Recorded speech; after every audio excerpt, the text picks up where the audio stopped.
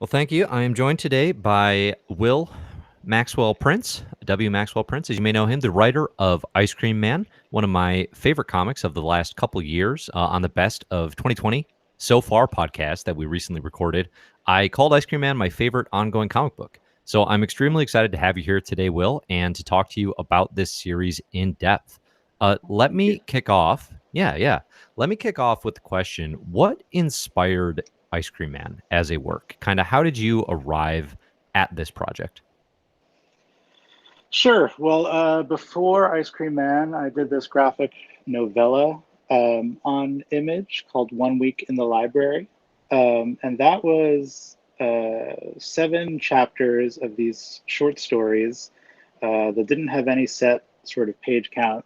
Um, and I won't bore you or anyone else with what One Week in the Library was about, but I did that project after doing a fair amount of what you would call serial comic storytelling, going from issue to issue, trying to tell one story across 5 issues, 6 issues, whatever. Hmm.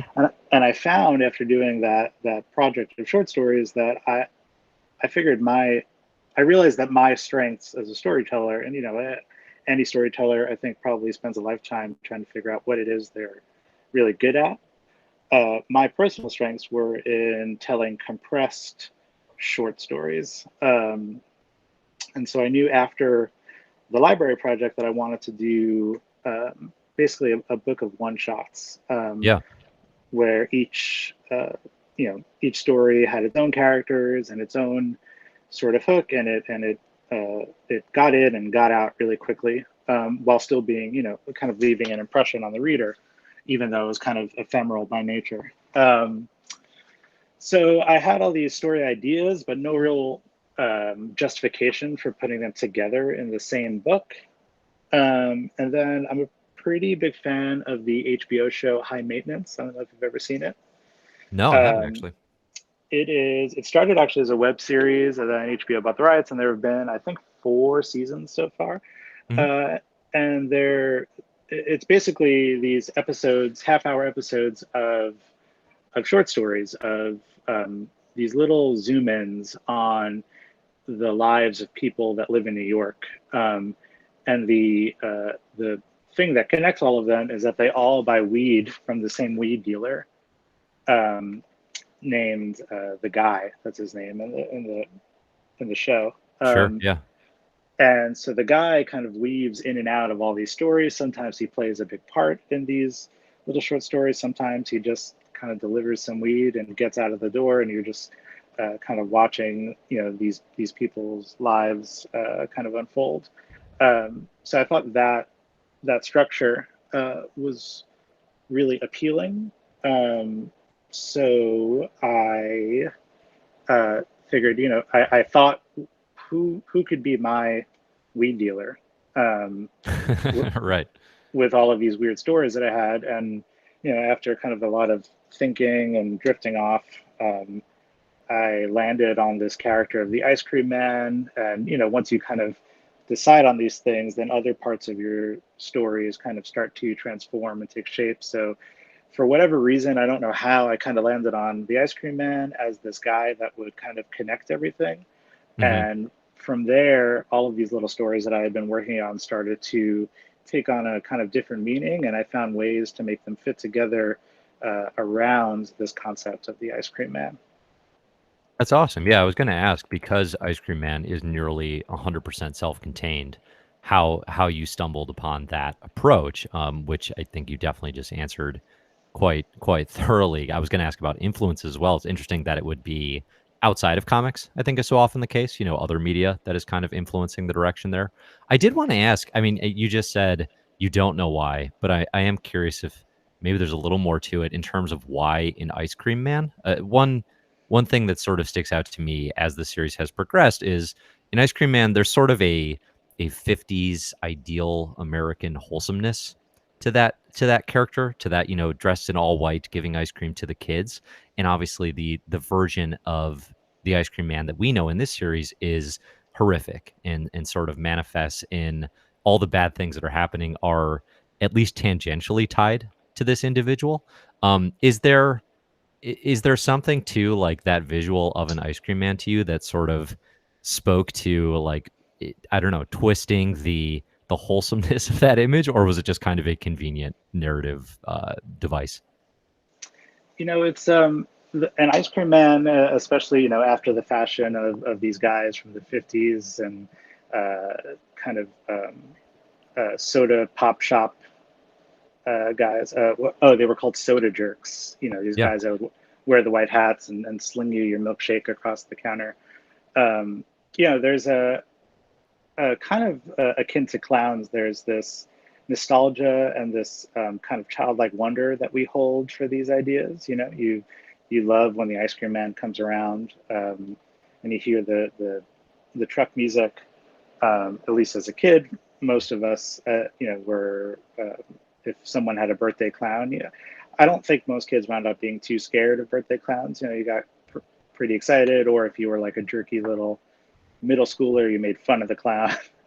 um, but yeah, and so these particular figures in my head and in my life kind of hold this dual status where there's all of this nostalgia and love, really, especially when you were a child for these figures, and then as you start to become an adult, especially if you have your own kids, you start to think of the proposition of some of these characters, and they've become a little strange. You teach your kids to never accept food from someone that they don't know, right? And yet, Mhm. if the ice cream man like offered your kid like a free cone or something, you'd be like, oh, sure. And so we put a lot of trust in these guys, even though they could be a little strange. So there's nothing in particular necessarily that attracted me to an ice cream man. That figure sort of emerged through lots of daydreaming and thinking of who would be driving around this suburban town, kind of in touch with everybody. Um, but in the back of my mind, there are these couple of occupations that, as you become older, start to creep you out a little bit and take on a different meaning than they had when you were a kid. Sure, sure. No, that totally makes sense. So, getting back a little bit to the sort of the open-ended structure of the book, I would say this is the most exciting aspect to me, or it's definitely become that kind of the what approach, what structural kind of craft changes is each new issue going to take. It's a genuine thrill, I think, month in and month out, and really works Oh, thank in you. a monthly storytelling medium. Yeah, yeah, absolutely. I think in the span of the last 5 issues, we've seen everything from like a palindrome comic to a crossword puzzle comic to a satire slash send up of Morrison and Quietly's All Star Superman. How do you determine which elements of craft and which structure to take on an issue by issue basis? What is that process like? It is not as exact nor thought out as one might think. I have what I uh, often call storytelling ADD, Hmm. which is kind of another reason why this format works for me. I get really bored, kind of trudging through plot and staying in the same genre over and over again. And so I found that, especially where structural puzzles are concerned, that presenting myself as a writer with a structural challenge kind of brings out certain qualities in my writing and pushes me past certain habits of procrastination and of laziness. It basically just gets me excited about trying to figure out how to present 24 pages of comic in a novel way. And it becomes kind of addictive, right? Like we put out early on like a silent issue, issue 6 of Ice Cream Man that was Hmm. told. Um, it was completely silent, but it was told across 3 different tiers. It was kind of 3 different what if versions of this one guy's life, and they were all colored to match the flavors of Neapolitan ice cream. Um, And it taught and me so what the word triptych means. Yeah, I was not there you go. familiar. Yeah. Um, and it's kind of our sliding doors of comics, and people really responded to that and the kind of structural play. And then you go, oh, so what else can I do? And I'm a big I've studied and have always been fond of language. Mhm. So linguistic puzzles are especially appealing to me. So our palindrome issue, um, once it kind of occurred to me, like, well, once the question was posed in my own head, is it possible to write a story that can be the same both backwards and forwards? Yeah. Which I think, the first blush answer would be no.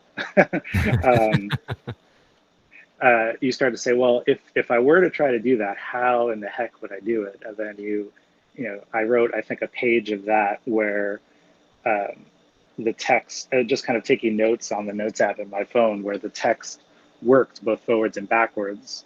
Mhm. And I was like, oh, if I could just kind of I could solve this problem page by page, and all I have to do is um, figure out. I basically just have to figure out how to go one way, and as long as each page can be read in the opposite direction, you know, it's even though the final product is a two-way uh, piece of art, the problem solving only occurs in one direction. So that's all to say that little challenges like that um, propel my writing forward, kind of give me the energy and the interest to work through an issue and keep, in, keep a project at the top of my mind. And it kind of also satisfies that storytelling ADD that I mentioned, because it's every time you go back to the drawing board, it's something completely new and completely different. Yeah, yeah, and I would say it's definitely resonating. It's become a like I was saying, a recurring thing that I look forward to, especially Oh, as thank you. we're in that. Yeah, yeah, of course. As we're at that time where comics are coming back essentially. It's I think Ice Cream Man will continue to be one of the ones I look most forward to month in and month out. One of the issues that really got my attention recently was issue 17. I'm a huge superhero comics fan. It's a lot of what I talk about and write about and discuss over on Comic Book Herald. And honestly, we probably could have spent this whole time just talking about all the All Star Superman connections because it's obviously that's got iconic status in superhero and comics landscapes. I actually went back and reread it before we talked just to sort of refresh in my mind exactly what happens and then make some of those connections to the issue that you wrote. I guess I did want to ask, let's start here. Why All-Star Superman as the because Ice Cream Man has not touched a superhero language, superheroes as a visual medium. It's very much outside that. Yet with 17, it goes to a reality where the Ice Cream Man is this world's Superman, and it's clearly begins with that that 4 panel structure, but from the perspective where it's now it's All Star Lois in this world. Why that comic of all the superhero media that you could have started with? Sure. So, I mean, I guess it would be useful to say first, I don't read a ton of superhero comics that haven't been written by Grant Morrison. Um, Sure, yeah.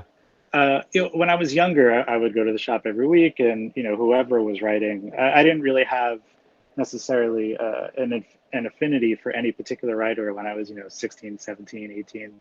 Hmm. Then even in college, well, no, things sort of changed in college, but I would, no matter who wrote it, Grant Morrison, Jeff Johns, Tomasi, Paul Levitz, and then like lower tier guys, Judd Winnick, um, uh, Chris Yost, all these people. It didn't really matter to me. I was just, I loved the characters, and I would follow Hmm. those character stories. But then as I got an appreciation for, as my appreciation for good writing and good structuring, especially in superhero comics, as that started to grow, I quickly came to the conclusion that sort of no one does it like Grant Morrison. And so since about the time that I've been in college, and that's we're talking about 17 years since then. Um, I'm or I'm not sure if that math checks out. I'm 35, so whatever 35 minus 19 is, Yeah, thereabouts. It works. uh, 16 years. I I just love, I've gone back and I've read all of Grant Morrison's superhero work, his whole corpus there, and then of course all of his independent work, his Vertigo work, but All Star Superman, I think rightly is considered by people to be the best Superman story ever told. Um, but what's really great about All Star Superman is that, which I don't think gets talked about enough, is that they're one shots. Yeah, There is indeed a through line, but it comes and goes. But for the most part, it's really, each issue can stand alone as its own thing, as its own little Superman story. yeah. Um, and so when I kind of made the decision to, and I reread, I should say, All Star Superman probably twice a year. Oh wow. Yeah, I'll take a weekend, maybe in the winter, and then again in the summer, and just kind of burn through it. Just because it's lovely to revisit these things that have moved you and inspired you. I Once I decided to do an Ice Cream Man superhero story, I thought, well, what else is there that's kind of a one-shot anthology style superhero book? Um, and I started to kind of think and think and think. I was like, well, actually, my favorite 12 issue superhero book is sort of its own little anthology of one shots. hmm Um, so then it was a matter of, which of, I knew I wanted to pay homage to one of the issues. And then through a reread, it occurred to me that issue 2 was structured as kind of a horror story. yeah. Lois is high on space drugs and trapped in the Fortress of Solitude, and she is convinced that Superman has gone crazy and is going to dissect her and perform weird surgeries on her, maybe impregnate her, all this horrible stuff. hmm And so when I realized that it was in fact, uh, you know, a a horror story, all of these weird things started to fall in place into my head. The cover for the book, I was like, oh, well, obviously he would be holding an ice cream truck. We paid homage, pastiche to Action Comics #1. The shot of Superman holding the car over his head. Yeah, right. So that very obviously suggested on its own that the car should be replaced with an ice cream truck, and all these kind of things started to fall into place where I realized that it was the perfect issue to kind of ape. But then somewhere along the line, I also um, I think just because of my own personal politics, I have a 3-year-old daughter who I'm trying to constantly teach about, constantly remind her of her own self-worth and her value to this world. I thought Sure. Yeah. I thought Lois perhaps needed more attention, and so yeah, it kind of through all of these different strains of thought, All Star Lois kind of fell into my lap, and it would be kind of like that All Star Superman issue where she's looking at Superman thinking maybe he's horrific, and hmm whereas in All Star Superman she turns out to be wrong. I thought the nice twist on our book would be that she turns out to be right. Yeah. Yeah, I think it's very effective. I definitely when I reread the All-Star issue recently, I had that same thought of, yeah, this is definitely concerning for Lois, but because Morrison and Quitely are playing in the, Superman is the embodiment of hope playground and they're playing with sort of silver age goofiness to some degree, and obviously having read it before, everything's going to turn out okay and that actually she's reacting to these weird Superman drugs that he's got in Yeah, his Fortress of Solitude. Whereas in Ice Cream Man, it's like, yeah, that would be really creepy to be taken to an isolation palace with the world's strongest man who is, increasingly revealing how little he may or may not care. about Lois's own safety. So I think it totally works. Another thing that I liked about that issue is it's one of the first where it dawned on me how heavily it was calling back to the history of Ice Cream Man. Yeah, Actually, a lot of times in text, but a lot of times through Martin Morazzo's fantastic art, which I absolutely adore throughout this entire run. But there's a bunch of references to characters, concepts, ideas throughout Ice Cream Man. Was that an intentional reflection of like superhero continuity and those elements being a big part of that fiction, or is that just something that you were moving towards anyway? no, no, you hit the nail on the head. So the idea is that if we're going to do, if our book is one where continuity doesn't matter, and we're going to go play in the world of superheroes, then we have to kind of honor, we have to do the full pastiche and say, all right, well, here's our continuity. Hmm. Um, and that was issue 17, right? That's right. Yep. Um, in issue 12 of Ice Cream Man, it's this kind of what if future story where this astronaut, after the Earth has died, is trying to find a planet suitable to restart life, and he winds up on this weird abandoned moon where the Ice Cream Man has just been hanging out in the future, and he eventually, not to spoil anything for anyone, the Ice Cream Man somehow gets his hands on the astronaut ship and flies off the planet. Um, so, and even though it's never uh, explicitly suggested or even really hinted at, totally in my head, the idea was that Ice Cream Man in the future flew back through time, through into a separate dimension where he could set up shop, and because he has been in all of these issues, brought all of his kind of personal story with him. Interesting. Yeah. And I think the was With Superman's robot in that issue, the Bob device, is that or Ice Cream Man's, I should say. That's pulled from that space issue, right? Exactly. So he brings Bob the robot with him, and those robots. And again, a lot of this stuff, it seems clever and planned, but it's through the editing process and through sitting and thinking, well, how can I hit all the notes I want to hit? How can I pay respect to what I like? How can I play with it and critique it and kind of poke fun at it as well?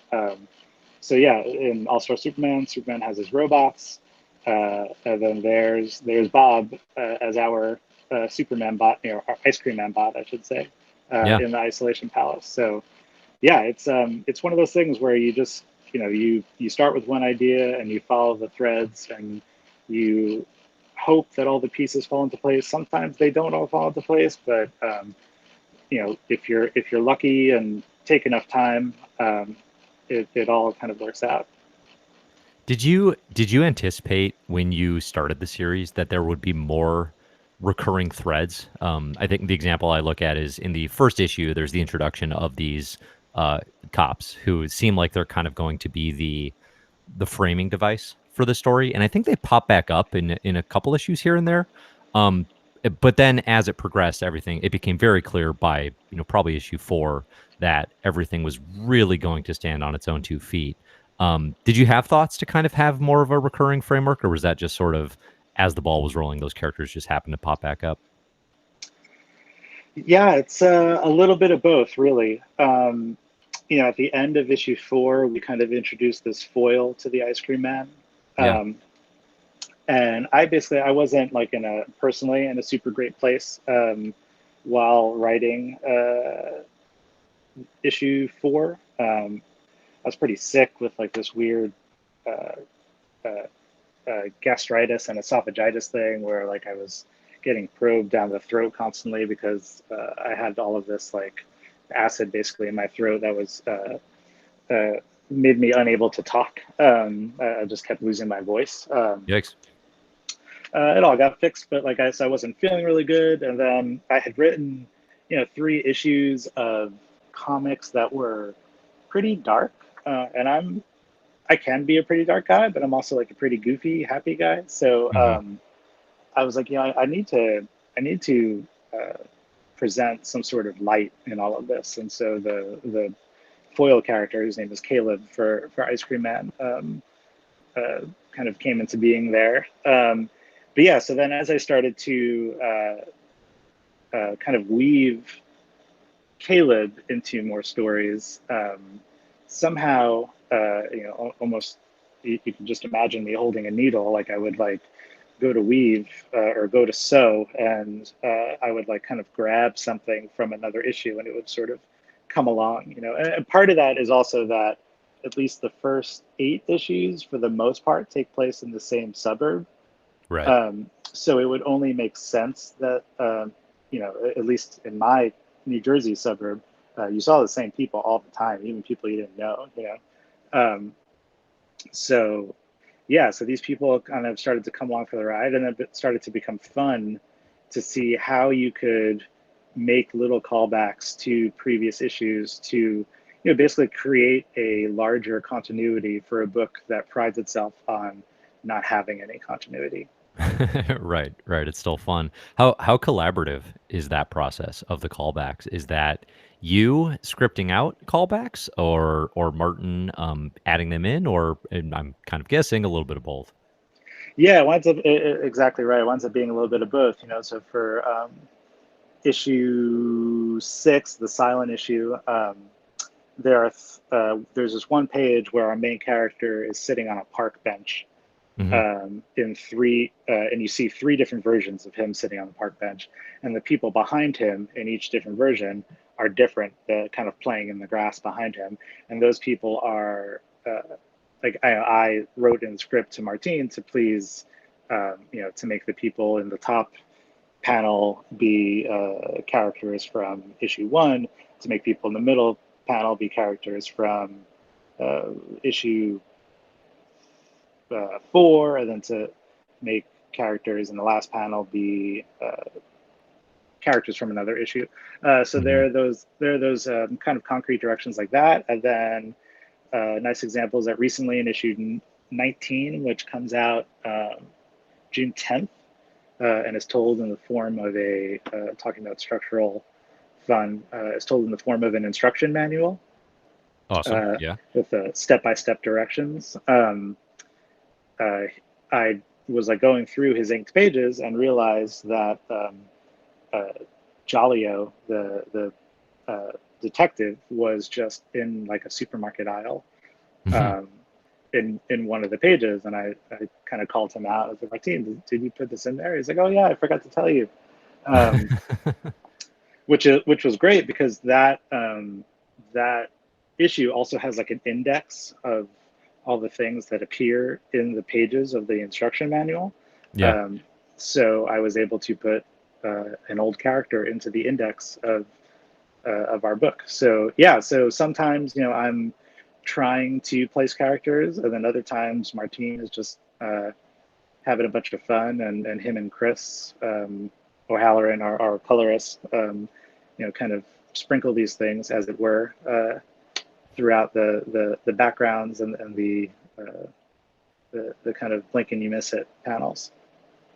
Nice. Yeah, it's really cool. I think along those same lines, as far as collaboration, you and Martine worked together previously on the Electric Sublime, and now you're together on Ice Cream Man. When you're sort of pitching him on, like, hey, this issue is going to be kind of a crossword puzzle. How much how much do you have to sell it, and how much is him like just immediately creatively responding to sort of the wild inventiveness of a new structure? Well, so it's the you mentioned the Electric Sublime. It's kind of good that we started with that. So that project, I knew I wanted to do like an art history story, Yeah. and I knew that I wanted to. Again, this is like me sort of challenging myself to try to push my own storytelling forward. I knew I wanted to recreate the interior worlds of famous pieces of art. So if you were magically able to step inside the Mona Lisa, what would that look like? If Mhm. you were able to step into a Cubist painting, what would that world look like? So I needed an artist that would basically commit, and agree to you know doing a pointillist sequence, in the middle of a bunch of normal pages, or doing an abstract expressionist sequence in the middle of a bunch of normal pages. And Mhm. I approached like three different artists, and it was a pretty hard sell, saying, "Hey, I need you to draw in your style, and also could you draw in a classical artist style? um, like, could you recreate Van Gogh real quick on a monthly basis?" So it was a tall order, but Martine, like the next day, he totally got it, and he was like, "I can do this, and I love the idea." So in that book, he really did do a lot of that. He did like a 2-page sequence where our main character is inside of Guernica, and it looks just like Guernica. It also helped out a lot by on that book, Matt Lopez was our colorist. Mhm. But yeah, so we started off kind of tackling impossible challenges. So I think we're we as this happens with any sort of creative team, over time you just kind of start to speak the same language. So Martin now I think is almost disappointed at this point if I don't send him something really difficult to make. That's fun. um, Yeah. so like issue 20, which we're kind of working on now, is a recreation of all these famous children's books, like the ones that I read my daughter, basically, Oh, yeah. with like little twists. Well, not actually pretty big twists on them. Um, and so Martine is uh, basically drawing in the style of Goodnight Moon for 3 pages, drawing in the style of Shel Silverstein's The Giving Tree Yeah. for like 8 pages, and then doing like a Dr. Seuss thing for 6 pages. So yeah, I think um, he's this is kind of a long way around to this answer, but he's always now pretty psyched to try something new. And I think I'd like to believe that these challenges have started to work kind of in the same way for him as they work for me, which is that they propel you forward and start to bring out things in your art and your craft that may not be immediately obvious to you. Um, so yeah, so it's been really fun, and both Martine and Chris have been very patient with me, and very generous with their patience every time I come up with one of these new silly ideas. Excellent. Yeah, I'm super excited for issue 20 now. I have a 3-year-old as well. So Oh, all awesome. the all those books you mentioned are regulars in the nighttime reading selection. So I'm confident I'll get the reference. Yeah, just It should be fun. don't read it to your kid. I've had to Don't like, don't share this particular issue. Yeah, I had the tablet up on the counter and I was like, no, this one's when I was reading Ice Cream Man. I'm like, I'll turn this one away so you can't see exactly what's happening here. Um, my at its daughter core, weirdly loves Ice Cream Man. She doesn't know what's going on, but like oh yeah, we have so many copies around the house all the time. It's kind of hard to hide them from her. sure. And so she's like constantly like opening up to some page of some guy dripping in blood or something. I'm like, oh, and she'll be like, oh, like the funny man. I'll be like, oh, I have to try to get around this now. Yeah, yeah. Well, it's good. Good to have a fan in the house. Yeah. I would think that's fun. I was gonna ask, at its core, the battle between Rick, so the ice cream man, and Caleb, that cowboy in black, it's kind of a battle between fragmentation and this recurring philosophy that you've quoted a number of times. Everything is one thing. Can you talk a little bit about what that means to you, and why it's such an important recurring phrase? It definitely seems to be the center of what this book is all about. Well, first of all, thank you for even recognizing that, because it is, you do a lot of work as a writer to try to present these ideas, if they're kind of abstract and uh, a little I don't know, a little cerebral or something. But yeah, that is exactly it. Um, Awesome.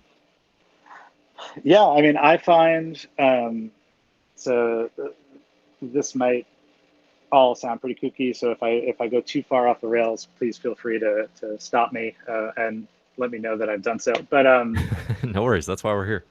yeah, so I mean, the dark stuff in Ice Cream Man is always, that voice in the back of your head that's telling you that things are terrible, that things aren't going to work out. You and I were talking during pretty much the strangest thing that I think has ever happened in any of our lifetimes. Yeah. And it's kind of really hard right now to turn that voice off. Um, and I find that perspective, which is one of one of pessimism, one of selfishness, uh, uh, one of cynicism, comes from fragmented thinking, comes from basically not being centered. A lot of that is exacerbated by the kind of internet age that we live in. Everything moves really fast. It's hard to spend any time with one thing or one thought or one piece of media. Um, and I know, my thought process has become, completely disjointed over the past probably 6 or 7 years of constantly being on my phone and reading the news and, uh, you know, writing and being a parent. And I have a day job, a full-time job, doing my job and, trying to stay healthy and cook and balance all this information that you get about what is good for you, what isn't good for you, what is the right way to operate, what isn't the right way to operate, all sort of stuff like that. And so I find that the more cynical side of my brain is fed, the more fragmented my thinking is. And that's kind of where meditation comes in. And I think a big um, goal of meditation is to come to a center, is to slow down the thought process, if not turn it off completely. Um, and so if I'm not focusing on the way in which uh, all of these various disparate, what seemingly disparate parts of my life and my thought process are in fact, um, if I'm not focusing on the way in which they're actually all connected, and that they're all part of, you know, the same sort of human experience, my personal life experience. That the things that flash across my screen over the course of the day should be carried elsewhere, whether it's to kind of share with my daughter or to teach my daughter something about the way the world should or shouldn't work. If I'm not focusing on the connectivity of things, then I'm just kind of miserable. Yeah. So Ice Cream Man versus Caleb, has come from me to represent those two sides, which is the fast, the cynical thinking that is fed by fragmentation and by being unable to focus and come to a center, and then the kind of transcended thinking, which comes from realizing the ways in which people are connected, the ways in which our bodies are connected to the world outside of us, the ways in which we are connected to the digital world. It's almost a Buddhist thinking, really. So yeah, those two characters have come to represent those two different thought processes, and it's a pretty good gauge, depending on the tone of basically the last 3 pages of an Ice Cream Man issue. You could pretty much exactly guess as to where my mind was um, during that month of writing. I was going to ask you about that because some issues, and very hopefully, I noted issue 14 and issue 18 actually as two examples. It's so the crossword puzzle and then the memory comic, both end surprisingly for the series hopeful, where both characters sort of it's almost like they defeat existential dread. Am I reading that right? That those come across a little differently than a lot of the rest of the issues? Yeah, and it's like so in 14, like the husband and wife are able to kind of get out of their own interior worlds. The husband's being kind of distracting himself with crossword puzzles, which is something that I still do, that unfortunately I do 1 or 2 of them a day. And then the wife being kind of getting caught up in suburban pettiness and paranoia and all this sort of stuff. Yeah. They are able to escape that at the end, and then there's this like one note where the contractors that were at their house kind of who had previously the wife had possibly hallucinated them transforming into demon-like characters.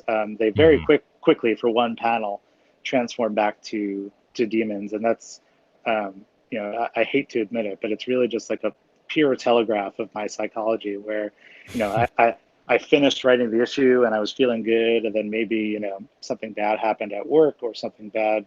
I got into a fight at home or something, and I changed this one panel to to to kind of go against the happy ending I had. But yeah, then issue 18, I was feeling really good. And same with issue 19, which hasn't come out yet. There's a kind of it's still pretty dark, but there's also, I think, a sort of button of hopefulness at the end.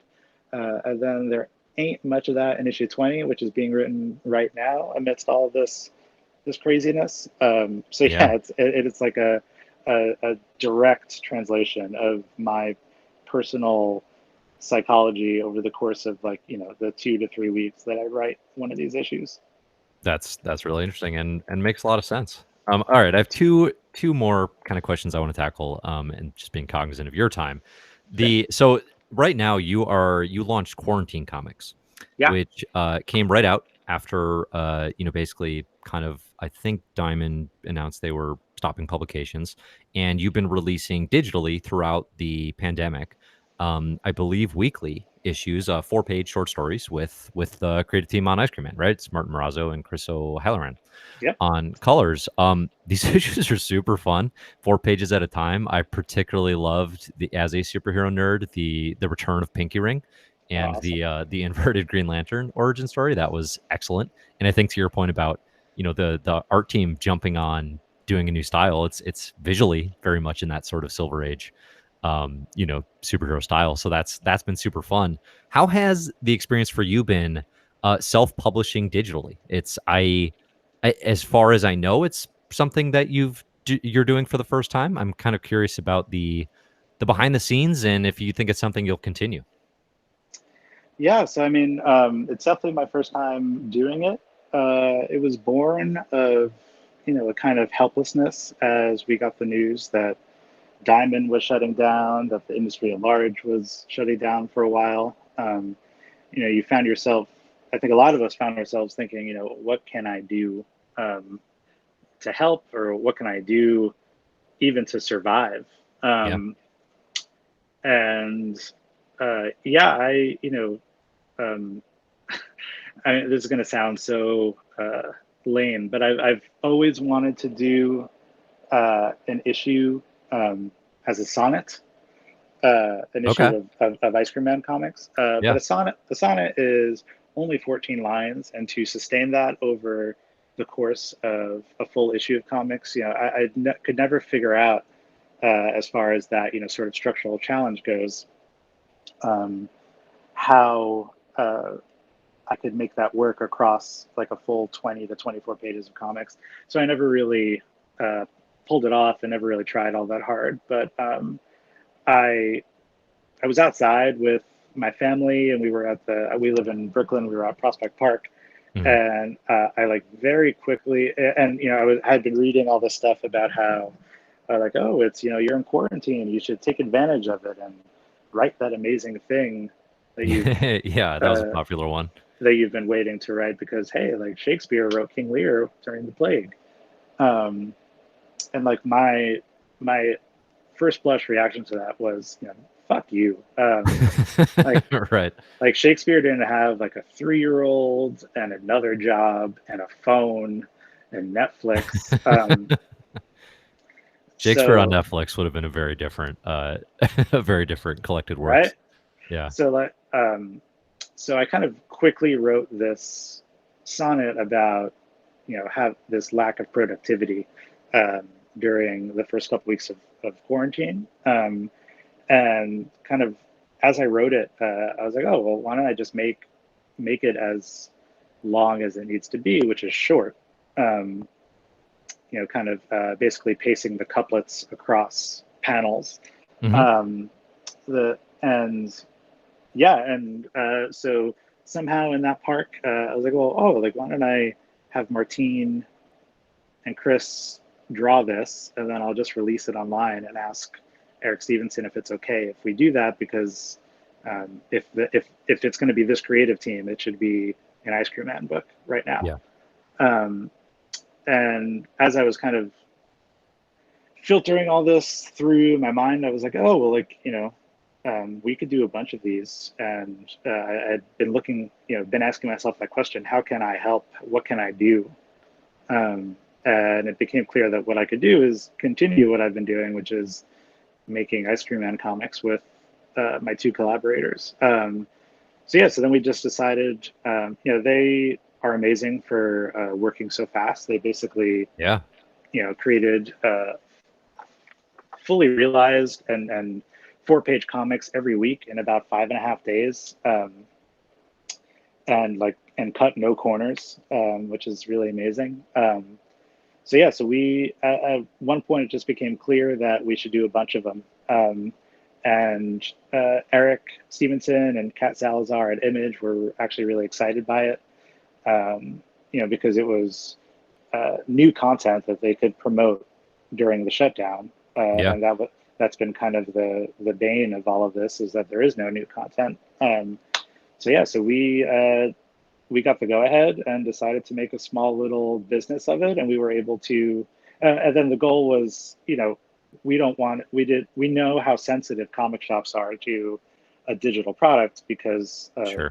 they've always been. They don't want to lose. They don't want to train readers to in new habits that don't include their shop. So it made sense to do these digital books with the idea that we could help the physical shops. So decided to donate 50% of all the money that we made to BINC Bink, Yeah. which is the charity fund that helps independent bookstores. And then they, during the quarantine, created I think with DC, their own comic specific fund, which is what we ended up donating our money to. And yeah, we were able to, have our cake and eat it too. We created new material. We were able to keep our fans interested. We were able to raise a really good amount of money for comic shops. And we were able to, over the course of 6 weeks, create 25 or 26 pages of content, that we now may or may not be releasing in September as a physical book. Oh, nice. Um, Yeah. we are. I don't need to play coy. That I hope so. They're really good. Yeah. Thanks. Yeah, and then so the same thing will be. So not only will the floppy comic, benefit the stores by being in the stores, but we're also going to donate half of the proceeds again to Bink for that. So Very cool.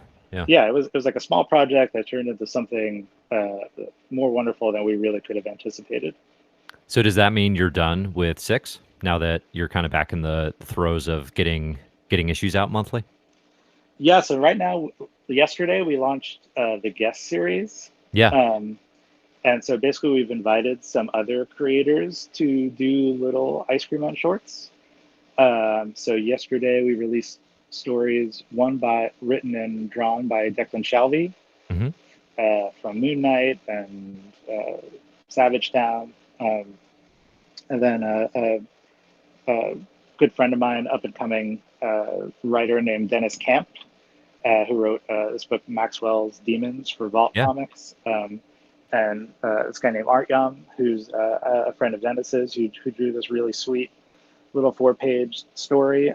So they got to play in the Ice Cream Man sandbox, and we released their stories yesterday. We've got another one this coming Thursday, and then Nice. a final one the Thursday after that.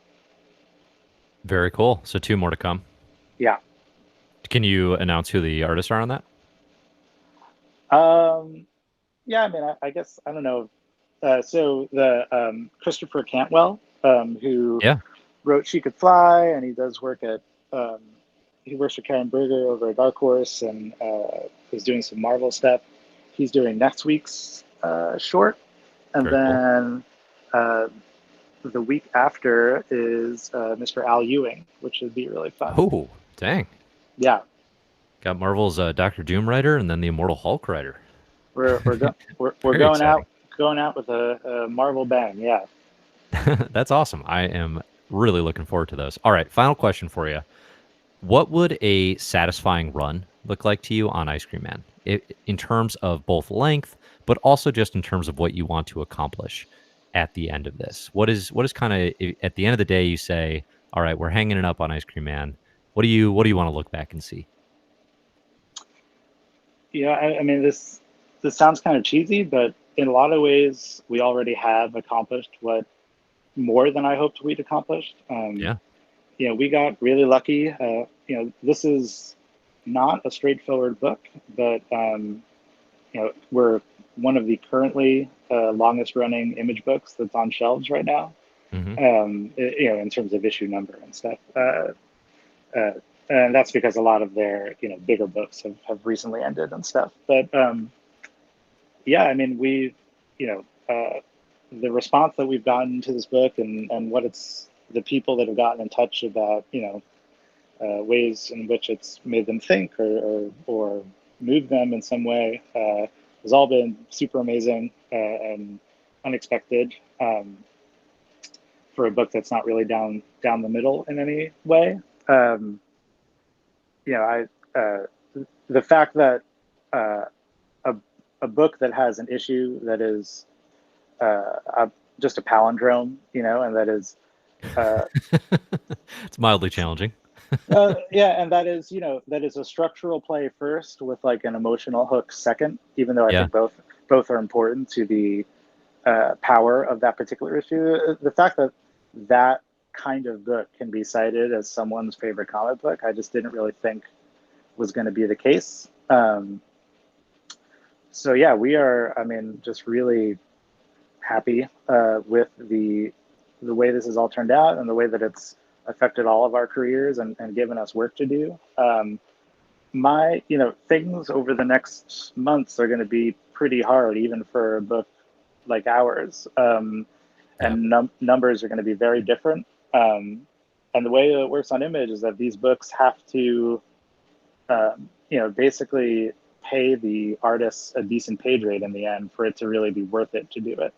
Hmm. Um, so we're definitely going to go to issue 20, and then I think even no matter what happens, we will look to go to issue 24 Okay.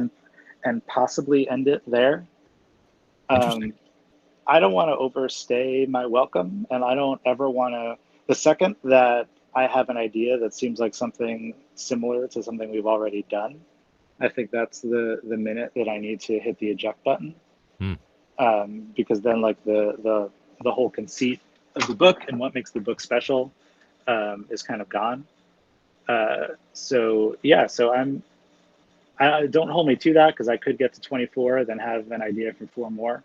Um, Sure. but yeah, I think the idea right now, at least, is to get to 24, um, and then maybe start over again or start something new. I'm not sure.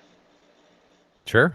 Okay. That's interesting. Yeah, I mean, definitely coming up on that. Not too far off. Does that mean essentially the outline or the content of that final issue already? It not I never know until I write the full script. Yeah. But I have even before issues 21. Oh, well, actually, I have 21 figured out. But even before issues 22 and 23, I kind of know what 24 is going to be. Yeah. Gotcha. Okay. All right. I'm really looking forward to seeing how it continues to play. As much as I have loved it and look for it to continue as long as you all want it to. I think that's the final part of that is the crucial element that that you want it to keep coming out, because I think your instinct there is probably the right one, in terms of the long term sort of success and how people are looking at it. So that's cool. I really appreciate you taking the time to talk through all this with me. It's a book I have loved for a few years now and has meant a lot to me. So getting to talk to you about it is a pretty big thrill. And I appreciate how much thought you and the creative team are putting into this book, because it's, again, like, it really stands out, the way that these stories are told, and again, just the inventiveness with comics. It kind of, I don't know, it's, I don't want to overstate it, but it really gives you thoughts as to how the medium can be used and differently, which is very, very exciting, because it's not, doesn't just apply to this series. It's something I look now for other creators. Are they measuring up to what they're trying in Ice Cream Man? Right? Like, it's kind of setting the bar in some ways. And Well, that's thank you been so cool. much. It's so nice. I mean, that's that's why we're doing it, is to hope that people feel that way. And I think every writer wants to be told that they're doing something special and unique. But when you hear it often enough, you start to believe it yourself. So we're just we're super happy that people think that of our book, and that there are readers like you who not only enjoy it, but like enjoy it in the way, although the way that we hope people enjoy it actually doesn't matter at all. The fact that there are people that are picking up exactly what we're putting down and enjoying it in exactly the way that we see it in our minds, that is even more gratifying. So thank you.